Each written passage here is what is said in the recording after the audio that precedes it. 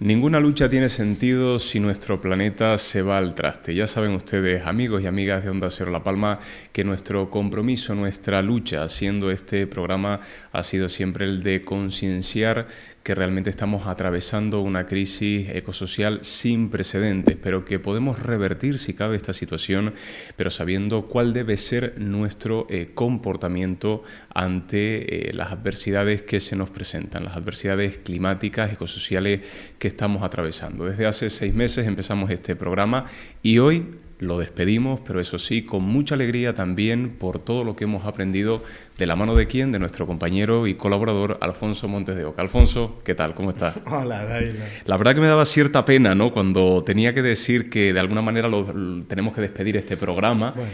pero también es cierto, Alfonso, que estoy completamente seguro que vamos a seguir contando contigo siempre y cuando no Por supuesto. aceptes nuestra invitación para poder venir y aclarar cualquier tema relacionado con... Esto es una página que se termina, pero el libro, pues mientras tengamos salud, yo creo que es una amistad que se ha ido cimentando, como tú dices, estos 6 meses, y por mi parte, al menos, pues las puertas están abiertas. De hecho, es un placer, Dailo, compartir estos ratos contigo. Alfonso, cuéntanos por favor, ¿por qué esta lucha? ¿Por qué este programa? ¿Por qué estamos aquí? ¿Cuál ha sido el sentido de todo esto? Lo primero, pedir perdón, ¿no? Porque yo sé que no es fácil muchas veces escucharme, ¿no? A veces no nos gusta escuchar ciertas realidades y más si son duras.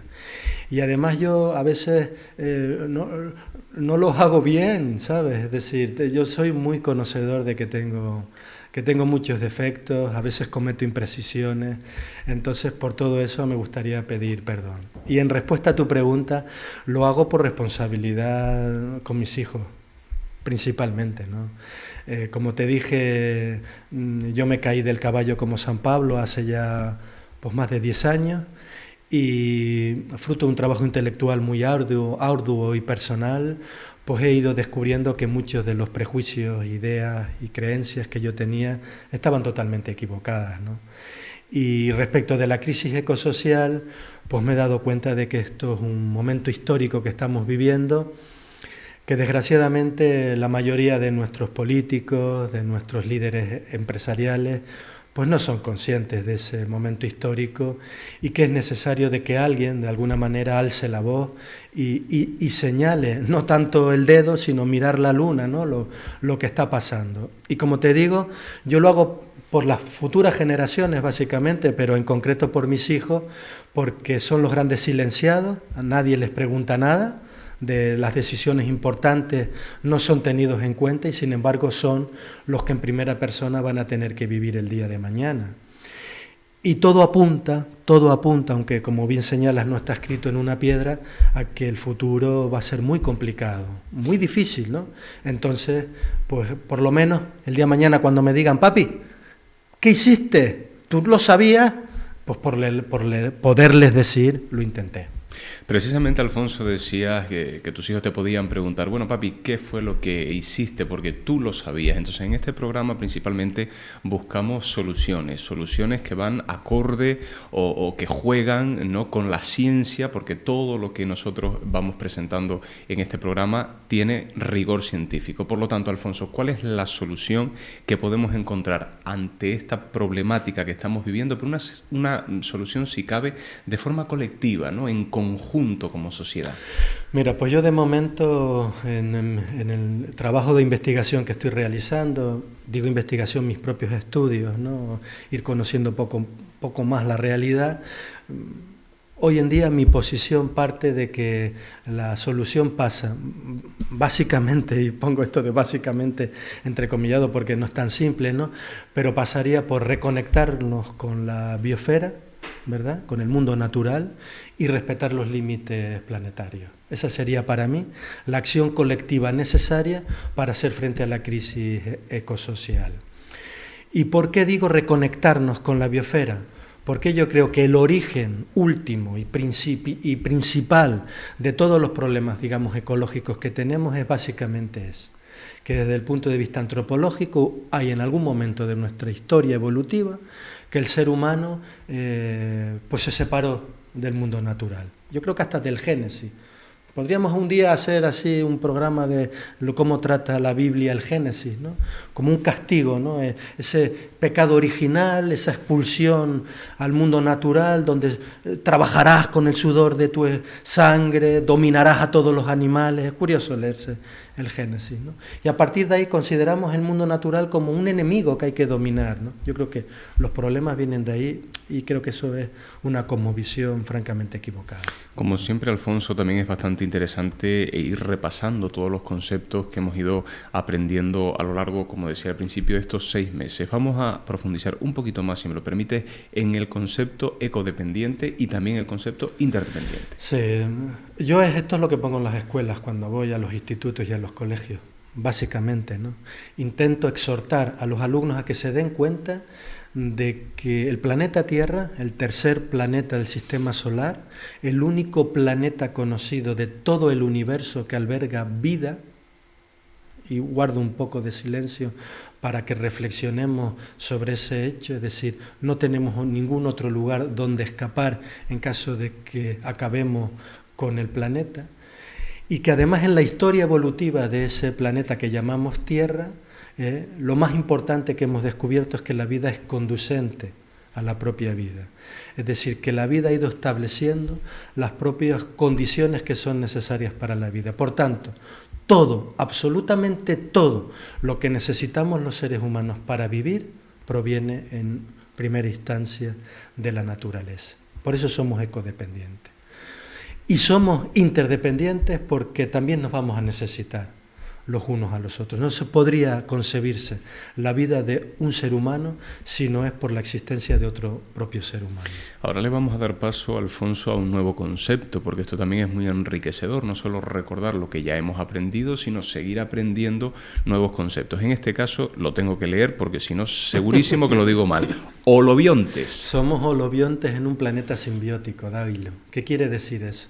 Pues esa ecodependencia de la que acabamos de hablar no podemos verla solo hacia el exterior, es decir, no dependemos solo de otros seres vivos como por ejemplo los polinizadores, o no dependemos del ciclo del agua, o no dependemos de los grandes bosques y del océano para el oxígeno que respiramos, sino que podemos ver esa ecodependencia incluso mirándonos hacia el interior de nosotros mismos, hacia las tripas, ¿no? Mucha gente no sabe que por cada célula humana que tenemos existe en nuestro interior 1,3 bacterias y que esas bacterias, que son unos 44 billones, más de medio kilo de peso si lo cogiéramos, van a realizar dentro de nosotros funciones esenciales para mantenernos con vida. Pensemos en el microbiota intestinal, ¿verdad? Con lo que es la absorción de los nutrientes y de los alimentos. Si no tuviéramos esa microbiota o estuviera enferma, nosotros enfermaríamos y moriríamos también. Algo fundamental también, Alfonso, que yo pienso que a estas alturas ya todos hemos interiorizado, es que debemos entender que la Tierra es un sistema complejo, ¿no? Un sistema que además está compuesto por diferentes sistemas, valga la redundancia, que incluso interactúan entre sí. Sí, además esa es la definición de lo que es un sistema complejo, Dailo. Eres un alumno de matrícula, permíteme que te diga.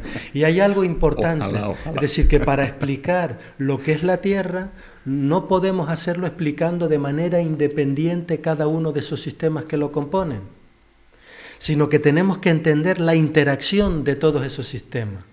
Y tan importante es un sistema complejo es que la mera alteración de uno de sus componentes va a provocar interferencias en el resto y a la postre cambiar todo lo que es la manera en la que definimos ese sistema. Pensemos en el sistema climático. El sistema climático ya sabemos que está compuesto por la atmósfera, por la biosfera, por la criosfera, por la litosfera. Es decir, y nosotros con nuestras actividades estamos modificando cada uno de esos elementos. Por eso está cambiando lo que es el clima, Dailo, y eso va a provocar un cambio en la naturaleza del sistema terrestre que va a alterar las condiciones que hacen posible la vida en el sistema Tierra, ¿no? Alfonso, ¿qué nos quieres dar a entender o qué nos quieres transmitir con esta imagen que vamos a ver a continuación? Esta cuerda que parece que se rompe.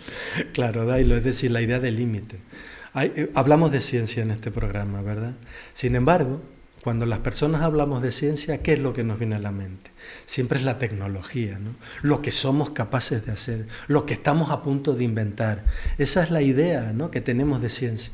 Pero lo que muy poca gente sabe es que una de las partes importantes de la que habla la ciencia es del límite, de lo que no es posible, porque estamos sujetos a limitaciones del tipo físico, del tipo biológico y del tipo termodinámico. Por tanto, tenemos que recuperar también que vivimos en un sistema que es complejo, disipativo en concreto, y que además está sujeto a ciertos límites, ¿vale? Que no lo tenemos a veces muy claro, ¿no?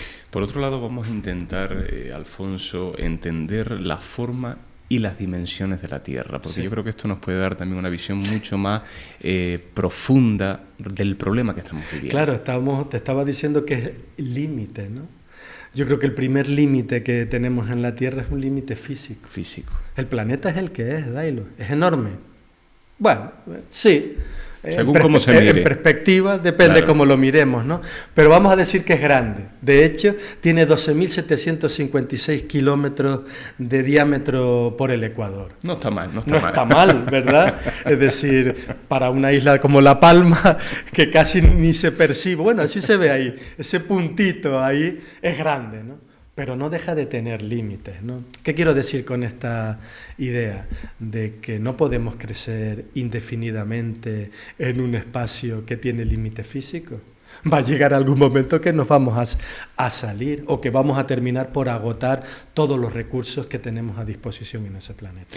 En la siguiente diapositiva voy a aprovechar, Alfonso, para preguntarte qué pasaría si rompemos uno de esos límites. Claro, tenemos límites físicos y luego hoy sabemos, gracias al mejor conocimiento posible que es la ciencia, que también hay límites ambientales, que son estos 9 fronteras o límites físico-biológicos.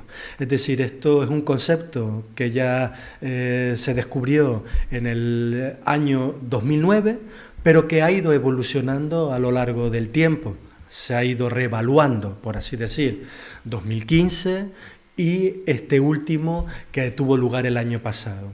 Se ha descubierto una serie de límites, en concreto son 9, y que dentro de los cuales el ser humano, como especie, puede seguir, digamos, viviendo y desarrollándose. Al final son como límites biológicos y físicos, físico-biológicos, es decir, y la ciencia nos ha dicho que el superar uno solo de esos 9 límites puede poner en riesgo ya lo que es la supervivencia de la especie humana. Pues bien, hoy sabemos que de esos 9 límites, 6 han sido ya fuertemente transgredidos y vamos camino de transgredir el 7º. Permíteme. Por supuesto. Generalmente cuando preguntas ¿y cómo estamos, no? El cambio climático, todo el mundo, ¿no? Pues el cambio climático no es el límite que más hemos transgredido. Si tuviéramos que priorizar en qué tendríamos que poner todos los esfuerzos ahora, los científicos dicen que en las novel entities, que tiene que ver con toda la contaminación química o por plásticos o por metales pesados. Para que la gente lo visualice, hoy en día las personas estamos comiendo, literalmente comiendo, en torno a una tarjeta de crédito a la semana. Y al año, unas 2 muñecas Barbie. Hoy hay evidencia científica que dice que todas las personas, si nos hiciéramos analíticas, ya tendríamos restos, por ejemplo, de plásticos y metales pesados en nuestros torrentes sanguíneos, en nuestras células neuronales, en nuestras células cardíacas, en las placentas de las mujeres. De hecho, hoy hay evidencia científica que dice que muchas de las enfermedades autoinmunes que tenemos son consecuencias de las interacciones con estas sustancias. Alfonso, podemos decir, por lo tanto, que en la actualidad seguimos teniendo una visión demasiado reducida de esta crisis ecosocial que estamos viviendo, y ahora hago referencia a esa visión de túnel de carbono. Por supuesto, ¿no? Por eso hablábamos aquí siempre, no de cambio climático. Yo recuerdo allá por septiembre del 2023 cuando me llamaste, porque me llamaste, Dailo, y estaré siempre profundamente agradecido hacia ello.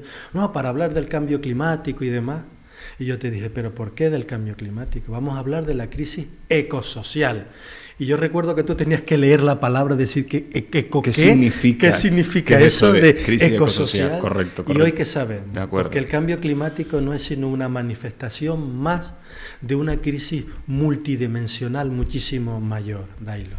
Es donde veíamos los límites planetarios, ¿no? Que lo ejemplifica muy bien: pérdida de biodiversidad, cambio climático, contaminación, alteración de los flujos biogeoquímicos, cambio en los ecosistemas, alteración en los sistemas de la Tierra. Es decir, al final el cambio climático es solo una manifestación más de esa crisis ecosocial, ¿no? Y luego otro concepto también que me llama mucho la atención es el de rebosamiento ecológico. Sí, Alfonso, sí. Estamos rebosados ecológicamente hablando. Mira, Dailo, si hubiera un solo término en la actualidad para definirnos, tú imagínate que mañana viene una nave espacial de otros confines del universo y quisieran saber cómo estamos, con una sola palabra ya sería suficiente para que estas nuevas inteligencias se dieran cuenta del momento en el que estamos, en la de extralimitación.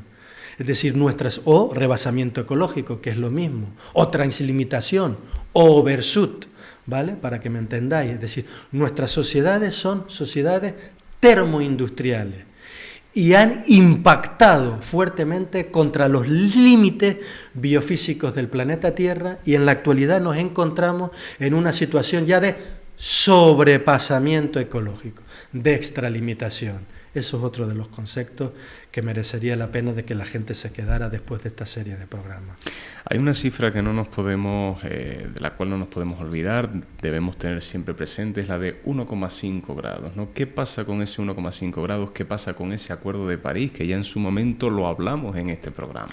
Acuerdo de París, año por allá 2015. Estamos ya en el 2024. ¿Qué acordaron los estados del mundo? Casi todos. Algunos no ratificó, pero básicamente casi todos. Pues que tendríamos que hacer todos los esfuerzos como sociedad para a finales de siglo no sobrepasar 1,5 grados centígrados en relación al periodo preindustrial, que es la línea de base que tiene la ciencia para el estudio del cambio climático. O como mucho, 2 grados de calentamiento. Bien, ¿cómo estamos hoy, Dailo? Pues hoy tú sabes ya, porque sabes cómo es el debate científico, cómo se establece el consenso, cómo se va añadiendo cada vez nuevos conocimientos. Pues hoy hay un debate encarnizado dentro de lo que sería el mundo científico por la aparición cada vez de más, nuevos estudios y nueva evidencia que dice que los 1,5 ya han sido superados. Recordemos que para el IPCC, que es el panel intergubernamental de expertos en cambio climático, que es el que asesora a los estados en materia climática, determina que para decir que hemos sobrepasado 1,5 hacen falta como mínimo 10 años. El año pasado ya acabamos con 1,7 en relación al periodo preindustrial, pero dicen que esto puede ser oscilatorio, que depende de situaciones concretas, como el Niño y demás. Por tanto, habría que pasar 10 años para decir científicamente hemos pasado ya 1,5. Sin embargo, hoy hay una parte heterodoxa, por así decir, de la ciencia, heterodoxa, que está diciendo no, esto está equivocado, hay nueva evidencia que dice que 1,5 ya. Y esto es un estudio que fue presentado hace unas pocas semanas, basado en el estudio de los esqueletos de las esponjas del Mar Caribe, que son unos receptores químicos importantísimos, que dice que ya 1,5 ha sido superado. Para que veas esa pulsión que existe permanentemente en la ciencia. Para mí también ha sido un gran descubrimiento, Alfonso, el hecho de darme cuenta de que existe una diferencia importante entre lo que son las emisiones de CO2 y la concentración del CO2. Me gustaría que se lo pudiese explicar a nuestros seguidores de Onda Cero La Palma. Claro, Dailo, esto se lo daría yo a todos los políticos, ¿vale? A todos los políticos, porque hay una gran confusión entre lo que son flujos y acumulaciones. Los políticos siempre nos están hablando de reducción de emisiones de gases de efecto invernadero, de no sé qué, pero lo que fuerza la alteración del sistema climático no son las emisiones, sino es la concentración derivada de esas emisiones. Por ponerte un ejemplo, en el año 2020, como consecuencia del COVID del año 2019, bajaron un 6% las emisiones de gases de efecto invernadero a nivel mundial. Pero ojo, ¿qué pasó? Que la concentración de CO2 resultante en la atmósfera siguió aumentando. ¿Por qué? Porque el CO2 tiene una, por así decir, aunque sea muy, digamos, resumido, tiene una vivencia en la atmósfera que son de cientos de años, Dailo. Entonces tú puedes estar reduciendo ahora, pero si no eres capaz a la vez de extraer ese CO2 que hay en la atmósfera, bien por procesos naturales como son los sumideros de carbono o bien por tecnologías de secuestro de carbono, la concentración de gases de efecto invernadero seguirá aumentando. Yo siempre pongo un ejemplo, permíteme que me detenga aquí un instante, ¿no? Que es en el ciclo del carbono. A mí me gusta explicarlo con aquella lámina que hablaba de una bañera que representaría lo que es la atmósfera, un grifo con un chorro cayendo dentro de la bañera, que son las emisiones, y el desagüe, que serían los sumideros de carbono, los océanos, los grandes bosques boreales. Si el grifo lo cerramos un poquito, pero la bañera ya está muy llena, y los sumideros de carbono ya se han visto reducidos como consecuencia del cambio climático, al final, ¿qué es lo que pasa? Que la bañera sigue aumentando, Dailo. Claro, porque realmente cuando hace referencia a estos sumideros de carbono, que también es un concepto, una idea nueva que entra en nuestra mente, ¿cuál es el papel que juegan los sumideros de carbono? ¿Te acuerdas cuando hablábamos de la característica de homeostasis, de cierta ese equilibrio, homeostasis, ¿no? ese equilibrio Vale. que tenía? Es decir, gran parte del exceso de calor y del CO2 que emitimos a la atmósfera lo absorben los océanos. Otra parte, los bosques, mediante, tú sabes que lo vegetal absorbe CO2 y libera oxígeno, ¿no? Pero ¿qué está pasando, Dailo? Que con nuestra forma de vida también estamos alterando esos sumideros de carbono, con la tala, con los incendios forestales, con la minería. Los océanos ya están dando señales de que están saturados y comienzan ya a emitir calor, o posiblemente va un poco la cosa por ahí. Entonces, aunque nos limitáramos simplemente en reducir hoy los gases de efecto invernadero, si no llevamos a cabo programas de reforestación, de cambios de producción y de consumo, no sería suficiente. Vamos a darle paso a la siguiente diapositiva, Alfonso, para que nos la puedas explicar. Vamos a ver, ¿qué nos estamos encontrando aquí en este momento? Esa lámina está extraída del sexto informe del IPCC, la R6, que fue publicado el año pasado. Y dice que para limitar, Acuerdo París, a 1,5 y 2 grados de temperatura, ¿qué tendríamos que hacer desde ya, desde ahora? Pues esas curvas de reducción de gases de efecto invernadero, para tener un 50%. Pero además, y esto generalmente no se dice, poner en aplicación lo que ellos denominan infraestructuras de secuestro de carbono, que hoy por hoy, Dailo, no están inventadas, ni siquiera sabemos cómo desarrollar a la escala necesaria. Es decir, lo estamos apostando todo a que mañana sepamos inventar algún proceso de ingeniería y tengamos la tecnología adecuada para poder extraer ese exceso de CO2 de la atmósfera y vete tú a saber qué hacer con él. Permíteme, Alfonso, que haga especial hincapié o incidencia en ese 1,5 grados, porque claro, si ya hay estudios científicos que hablan de que a finales de este año, de este siglo presente, del siglo XXI, podemos incluso llegar a los 3,5, a mí me preocupa, y mucho. Y 3,5 en el mejor de los escenarios posibles, Dailo. Y son las proyecciones del IPCC, que son subestimadas siempre, ya lo sabes, worse than expected, ¿no? Siempre es peor de lo esperado. La ciencia siempre se equivoca por el lado menos exagerado. De hecho, hay autores como Jane Hansen que dice que podemos movernos en una horquilla muchísimo mayor, hasta los 10 grados centígrados. Pero para ponernos por un tema medio, entre 3,5 y 6 grados es hacia donde nos movemos. Al final, 1,5 y 2 no son acuerdos políticos, target, como dicen los ingleses, son límites, otra vez la palabra límite, biofísicos, a partir de los cuales ya es casi imposible que los seres humanos podamos adaptarnos a un mundo de 3 grados o de 4 o de 5 grados. Fisiológicamente sería imposible adaptarnos a eso. Recuérdanos a continuación qué eran los tipping points. Alfonso, adelante, vamos a ver. Pues es otra de las razones por las esos targets o esos límites, digamos, de 1,5 y 2 grados. Porque hay evidencia científica que nos dice que a partir de 1,5, en realidad es a partir de 1 y de 1,2, pero el consenso científico se ha establecido en 1,5 porque es donde mayor evidencia científica hay, ¿vale? Se van a activar una serie de lo que los científicos denominan tipping points o puntos de vuelco o puntos de retroalimentación positiva. ¿Qué quiere eso decir?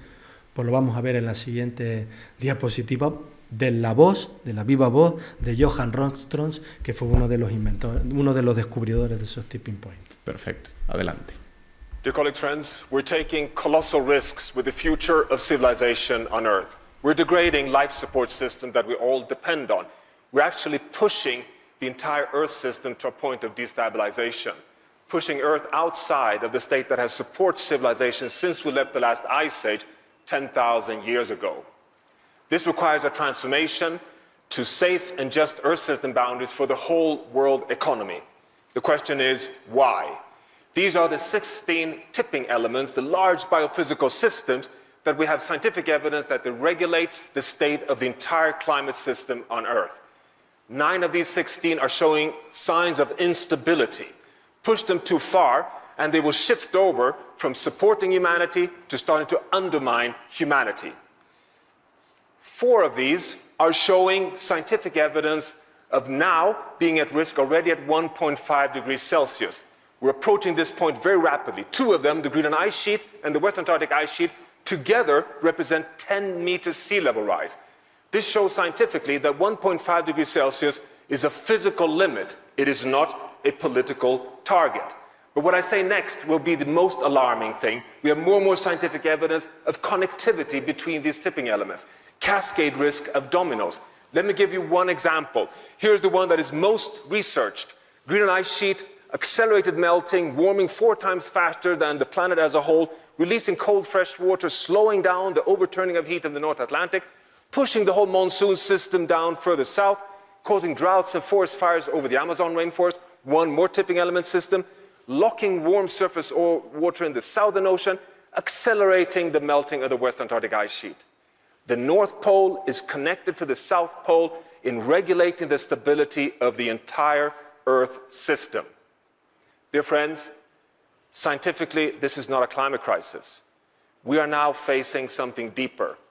Mass extinction, air pollution, undermining ecosystem functions, really putting humanity's future at risk. This is a planetary crisis. Acabamos de escuchar, Alfonso, a Johann Roström, descubridor de los límites planetarios. Desde luego ha utilizado argumentos sólidos, científicos, de mucho peso, pero que no son para nada alentadores. Yo me he quedado con un par de ideas, por ejemplo, desestabilización, signos de inestabilidad, crisis planetaria. Es como él ha cerrado esta conferencia que ha dado. Crisis planetaria. Emergencia planetaria, Dailo. Yo creo que hoy en día ya sumamos evidencia para que el que lo quiera ver, para darse cuenta de que están sonando las alarmas y de que están sonando las alarmas fuertemente. Es decir, Lailo, no tenemos tiempo que perder. La ventana para poder actuar se está cerrando rápidamente, ¿no?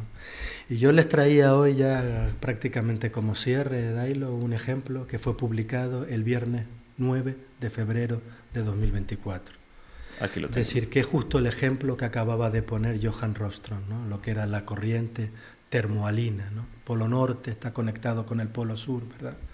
Pues hoy hay evidencia temprana de que esa corriente termohalina está camino del punto de inflexión o punto de vuelco. ¿Qué más necesitamos para parar?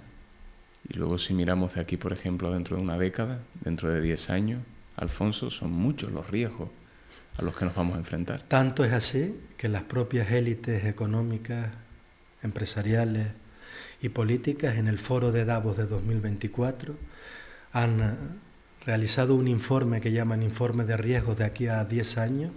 ¿Y cuáles son los riesgos más importantes para esta gente en Davos? Fenómenos meteorológicos extremos, alteración crítica del sistema Tierra, pérdida de biodiversidad, agotamiento de los recursos naturales. Esos son los verdaderos problemas que tenemos por delante de ahí. Ante toda esta cruda realidad, sabes que la pregunta del millón que te hago en todos los programas es la misma. ¿Qué podemos hacer ante esto? Pues yo, para acabar este programa hoy, Dailo, quería traerte también un informe que acaba de publicarse hace muy poquito, en concreto el 9 de enero de 2024, que es la evidencia científica actual, hacia donde todos los científicos están poniendo el acento, que es la vía de la restauración. Es decir, tenemos que utilizar las soluciones de la naturaleza, tenemos que hacer las paces con el medio natural, establecer grandes áreas de reservas naturales para que la naturaleza, que tanto ha hecho por nosotros, pues pueda seguir haciéndolo y nos salve. Dairo, tenemos que revisar nuestra forma de producción y de consumo, tenemos que revisar nuestras dietas, tenemos que revisarlo absolutamente todo. Alfonso, ¿qué te puedo decir? Que muchísimas gracias de todo corazón por haber compartido estos 6 meses con todos nosotros, con este medio de comunicación, con esta casa, con Onda Cero La Palma. Para mí personalmente ha sido de verdad un auténtico lujo haberte tenido aquí como gran profesor, inculcándonos todos estos conocimientos, y ojalá de verdad que la gente tome conciencia. Yo creo que ahora puede ser el momento de despedirnos ya como cierre final con un fabuloso vídeo que nos has traído de Marta Falla, que creo que resume bastante bien las ideas principales que hemos abordado aquí a lo largo de este programa. Alfonso, muchísimas gracias. Gracias, Dailo, a ustedes. Ha sido una oportunidad muy bonita también para mí de autoaprendizaje, porque al final la vida es eso, un autoaprendizaje. Gracias, Dailo. Gracias a ti.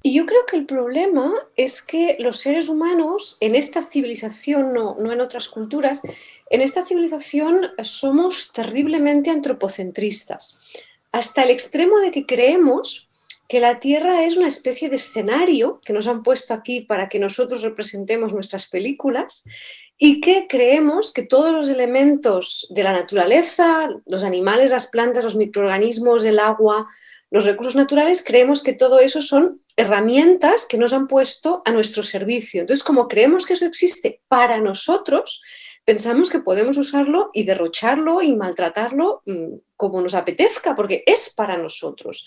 Yo creo que eso tiene que ver también con una profunda desconexión respecto del mundo natural, aunque nuestra civilización presume de que es una civilización científica y racional y que atesora muchísimos conocimientos y nos consideramos muy sabios, por ejemplo, en comparación con las culturas indígenas. En realidad estamos muy, muy desconectados del mundo natural, es decir, no nos sentimos parte de la red de la vida. Yo creo que eso es también una razón importante para que no entendamos la gravedad del cambio climático. Es decir, la mayoría de la gente no conoce las especies propias de su territorio, no entiende los ciclos naturales, no entiende cuestiones básicas del funcionamiento de los ecosistemas y, por tanto, le cuesta mucho más entender algo complejo y global como el cambio climático, mientras que si tuviéramos una cultura mucho más enraizada en la naturaleza, es decir, conociéramos de verdad mejor la naturaleza, nos sintiéramos parte de la naturaleza, tuviéramos una conexión emocional,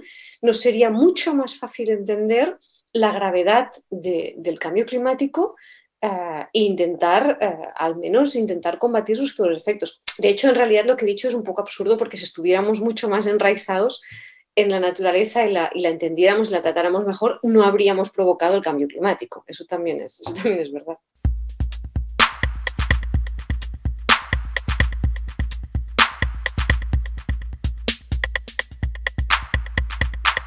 Los cambios que tendríamos que hacer para intentar frenar lo peor del cambio climático, si es que todavía estamos a tiempo, o al menos en cualquier caso prepararnos para lo que va a venir, son cambios que tienen una dimensión individual, eso está clarísimo, pero ha de ser en una dinámica de acción colectiva. Es decir, ha de ser no una mera suma de pequeños actos, sino un entramado organizado de reacción en que colectivamente y de manera rápida nos pongamos a cambiar muchas de nuestras dinámicas. El problema es que intentar realmente disminuir lo peor del cambio climático y de otros elementos de la catástrofe ecológica exige cambios muy radicales, mucho más de los que estamos acostumbrados a pensar.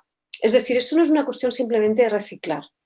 La dimensión del cambio tendría que ser muchísimo mayor. Si lo que tenemos que cambiar son aspectos muy básicos de la forma como vivimos en las sociedades industriales. Y estos cambios son tan radicales que para la mayoría de la gente es algo imposible. Es decir, yo creo que es algo que la mayoría de la gente simplemente no se plantea que podamos hacer ese tipo de cambios y por tanto nos impedimos ni siquiera pensar en la posibilidad de discutirlos, intentar encontrar maneras.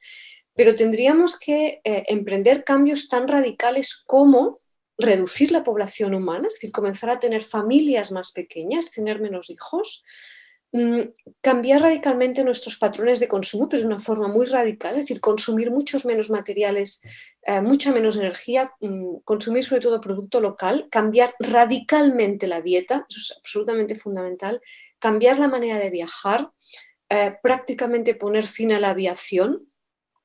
Y eso lo tendríamos que hacer de manera colectiva, organizada y además muy rápida. Y yo creo que la dimensión del cambio es tal que nos cuesta mucho de pensar en ello y además también hay un problema y es que las clases dirigentes, las clases que tienen el poder económico y el poder político y que tienen tantos intereses en seguir haciendo dinero y en seguir manteniendo el poder, perderían mucho en un cierto sentido de lo que significa perder si hiciéramos estos cambios y por tanto intentan evitarlos e intentan que la sociedad no entienda que este es el camino.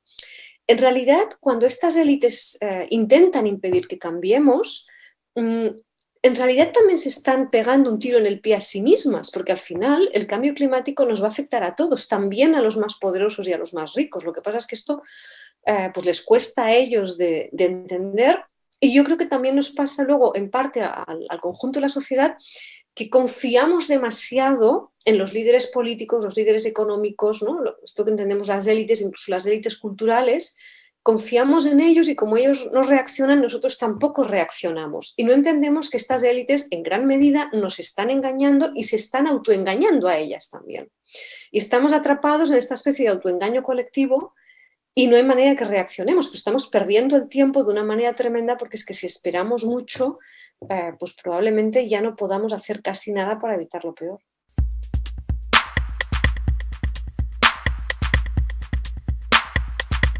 Bueno, esa es la gran pregunta, claro, y esa es la gran pregunta filosófica y es la pregunta que nos tendríamos que estar haciendo todas y todos ahora mismo y debería ser la cuestión absolutamente fundamental, porque realmente nosotros que creemos que somos tan inteligentes, que hayamos llegado hasta el punto de provocar un declive masivo de la vida salvaje, empobrecer la mayoría de los ecosistemas, contaminarlo todo, provocar un cambio climático, ¿no? Llevarnos a nosotros mismos hacia un escenario en el que es probable que nos extingamos en relativamente poco tiempo, demuestra una irracionalidad tal que realmente es para estudiarlos, es realmente chocante y sorprendente que estemos embarcados en este proyecto colectivo de autodestrucción, porque al final la civilización que hemos construido es una civilización autodestructiva, porque es que nos acabaremos autodestruyendo. Y es muy chocante realmente cómo hemos podido llegar hasta aquí.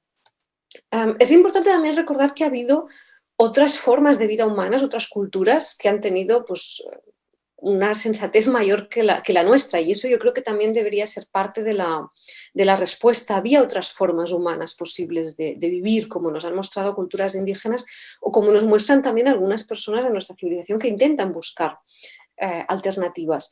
Pero el conjunto de esta civilización que hemos creado realmente va directa a su autodestrucción.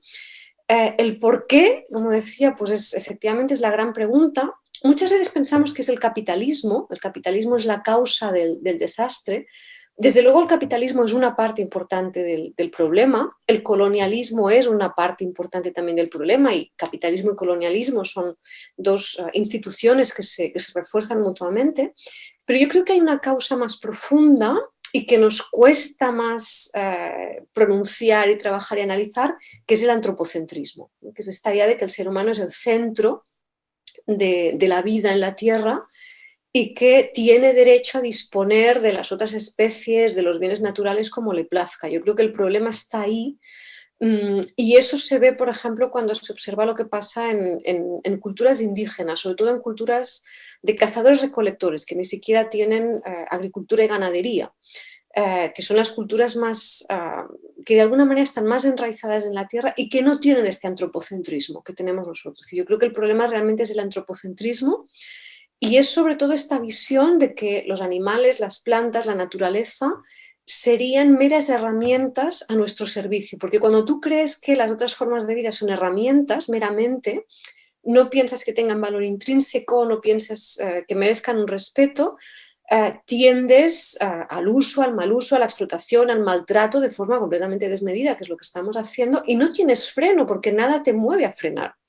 Mientras que si tú no tienes una posición antropocentrista, que si tú crees que el ser humano es una de las muchas especies que hay y que todas tienen valor y que todas tienen un sentido y que todas merecen un respeto, no ves a los otros seres como recursos, como herramientas y por tanto el trato es muy distinto. En este sentido yo creo que tendríamos que hacer una autocrítica muy profunda de nuestros valores y nuestras creencias más profundos y pensar otra manera de habitar el planeta. Es decir, que yo creo que la cuestión realmente es ir a las raíces de nuestra cosmovisión.